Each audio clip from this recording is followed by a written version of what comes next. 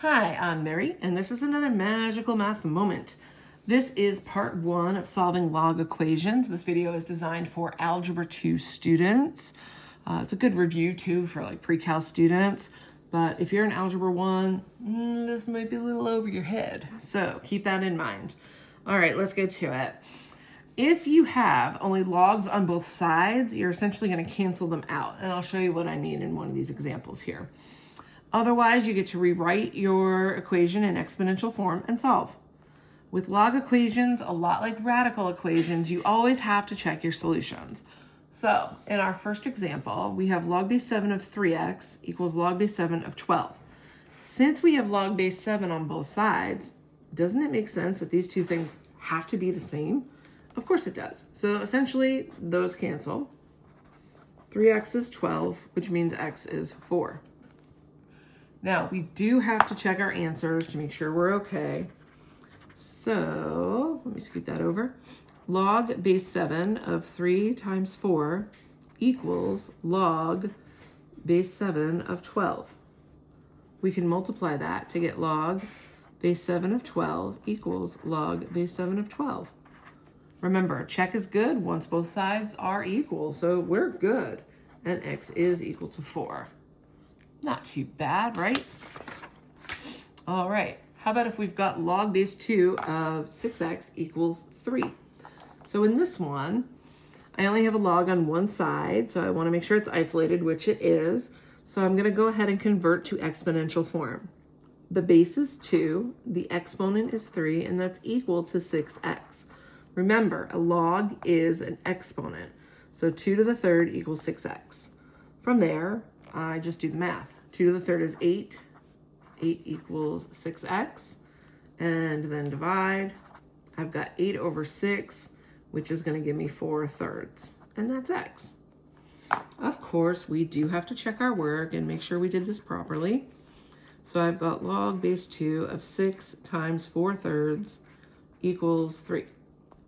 Log base 2, let's see here, this is going to be 24 over 3, that's 8, equals 3. Log base 2 of 8 is 3. 3 equals 3, it's all good. 4/3 is a valid solution. Okay, here's another one for us. We've got log of the quantity 2x minus 5 equals negative 2. There is no base, which means it's assumed to be the common base, 10.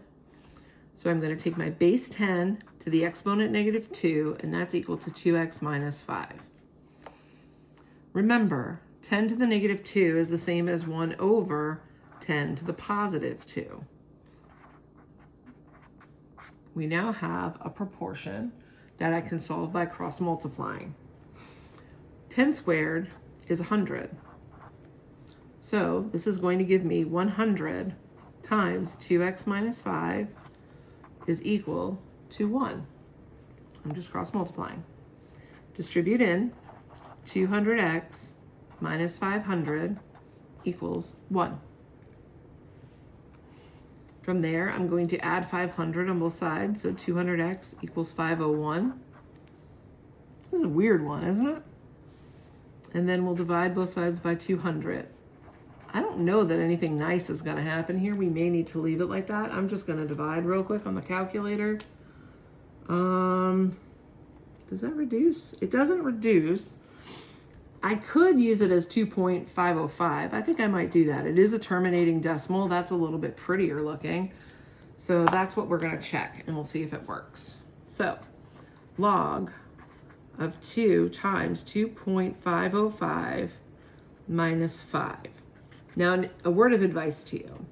If you're in this situation where you have to round the decimal, either your numbers aren't going to be exact. If you can get it as a fraction, that might work better, but this number is disgusting, so I don't really know how that would work out. But anyway, this is fine the way it is. So then I'm going to say 2.505 times 2. That gives me 5.01. And then I end up with log of 0.01 equals -2. And if I check that in the calculator, log 0.01 is -2. So it does work out. Yay! Ooh, that's a goofy looking smile. But that's fine. We have a valid solution. Hooray! Okie dokie. Here we have ln of the quantity x plus 1 equals 8. And I hope you remember that the base when you are dealing with ln is e. So I have my log expression isolated. I can convert to exponential form. The base is e, the exponent is 8, and that's equal to the quantity x plus 1. I'm trying to solve for x, so I'm going to subtract a 1. So I have e to the 8 minus 1 equals x. All right. To get e to pop up on your screen, you're going to hit second ln. ln is near the 4 button. So I have e to the 8th, right arrow to get back down, minus 1. Ooh, 2,979.958. Typically with log and exponential equations, we're rounding out to 3 decimal places. 2,979.958 is your approximate value of x. Let's check it and make sure it makes sense. ln of this big monstrosity, I feel like I'm gonna copy it wrong, just moving it over here, plus 1 equals 8. Okay, so ln, yeah, I'm gonna add it on the calculator because I'm just gonna throw that in a minute. I'm gonna show you how to do that. 9, 5, 8, ugh, equals 8. All right, so I would advise you to leave your stuff in the calculator, right? Because now I'm trying to do ln of that. So really all I have to do is ln second answer. So it pulls it down for me in there, and it's 8. Another thing that you can do, which is really neat on the calculator, is I can say ln, and then I can go up, highlight the number I want, and it pastes it in when you hit enter, and it'll give you the 8 as well. Okay, that's pretty much it on log equations. We were lucky because everything worked out.